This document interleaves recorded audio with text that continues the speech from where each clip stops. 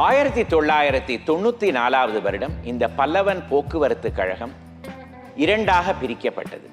வட சென்னைக்கு பல்லவன் போக்குவரத்து கழகமும், அதே போல தென் சென்னைக்கு டாக்டர் அம்பேத்கர் போக்குவரத்து கழகமும் உருவாக்கப்பட்டது.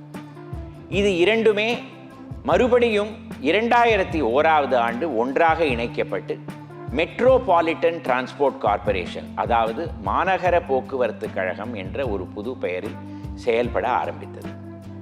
இந்த போக்குவரத்து கழகத்துடைய தலைமைச் செயலகம் டிரான்ஸ்போர்ட் ஹவுஸ் என்று நான் கூறினேன் இல்லையா? 1972 வருடம் பல்லவன் போக்குவரத்து கழகம் வந்த உடனே அந்த கட்டிடத்திற்கு பல்லவன் ஹவுஸ் என்று பெயர் மாற்றப்பட்டது. அதே போல அது இருந்த பேண்ட் பிராக்டிஸ் சாலைக்கு பல்லவன் சாலை என்றும் பெயர் கொடுக்கப்பட்டது. இப்பொழுதும் அதே பெயர்தான் இருக்கிறது.